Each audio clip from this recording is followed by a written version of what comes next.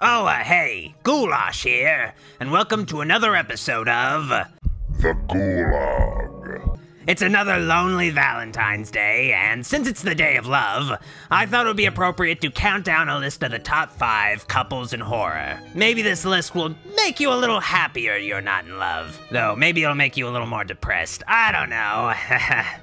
I'm so lonely. Anyway, let's get started.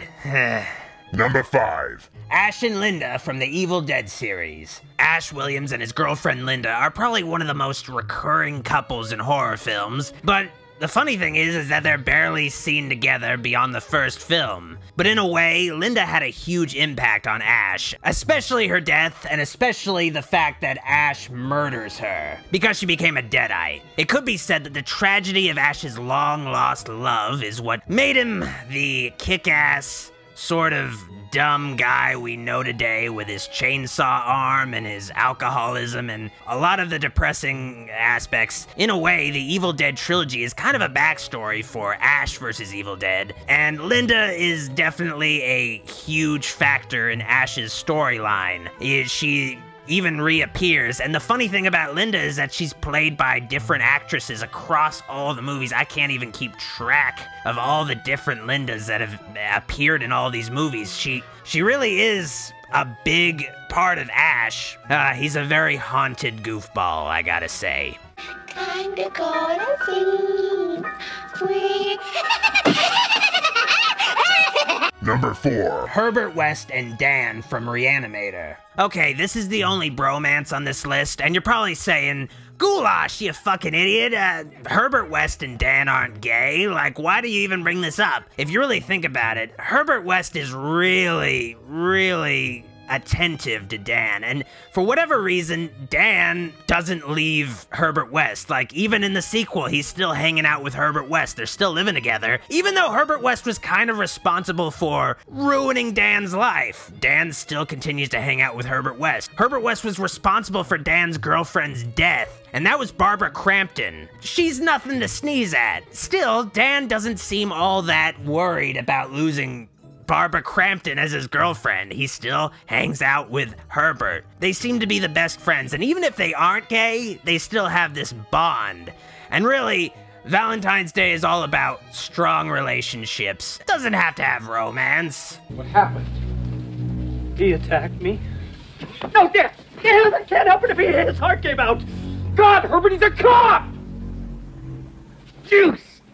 Number 3. Bride of Frankenstein and Frankenstein's Monster. Okay, you know, it really isn't much of a romance, and they're not much of a couple. In the original James Whale Bride of Frankenstein film, Bride of Frankenstein only appears at the very end of the movie, despite the fact that she's the title character. Really, she's not into Frankenstein's monster at all. Frankenstein's monster is not her type. And really, Dr. Frankenstein and Dr. Pretorius were really banking on the idea that, okay, we're gonna get these two monsters to fuck, I guess. I guess that was the whole point of what they were trying to do. They were trying to see two monsters fuck each other. And that didn't work out. That didn't happen. And it really hits close to home because even Frankenstein monster's bride hates him, just based on the way he looks. It really is a really depressing ending for Frankenstein's monster, knowing that there's nobody out there for him that isn't a blind hermit. Still, people just know the bride with her fucking crazy hairdo, and they think of her being with Frankenstein's monster. Pop culture, they ship those two, despite the fact that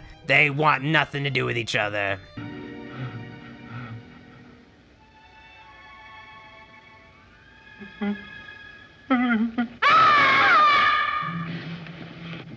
She hates me.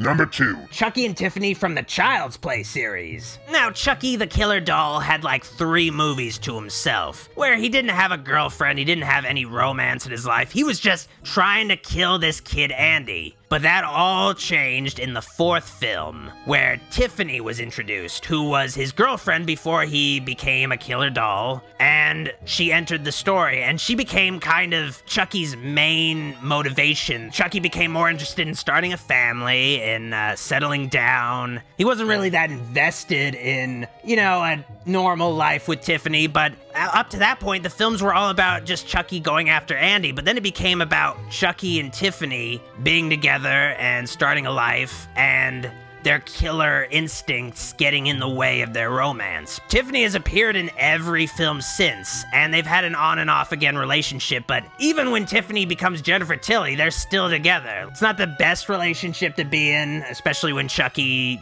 oftentimes has tried to kill Tiffany because Tiffany is a little too clingy, but whatever.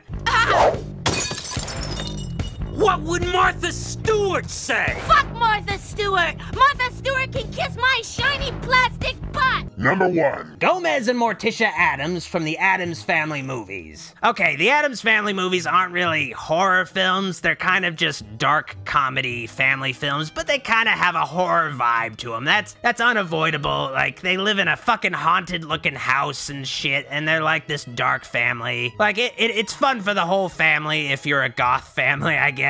Point is, Gomez and Morticia are really just madly in love with each other. Like, in the TV series, they kind of seem pretty tame compared to the movies. The movies really up the ante. They are super passionately in love with each other. Like, they cannot be separated. They're in love with each other in a weird way that almost borders on hate, but it's like passionate, loving hate. It's really something else, and they plan to just be with each other until the day they die, and they're gonna die happy. And you know, Gomez and Morticia are kind of cute together, so there's that. Even though the relationship is technically kind of abusive, it's consensually abusive. Gomez and Morticia are trying to fuck each other over, but they're fucking each other over in a way that they want to fuck each other over. Whatever.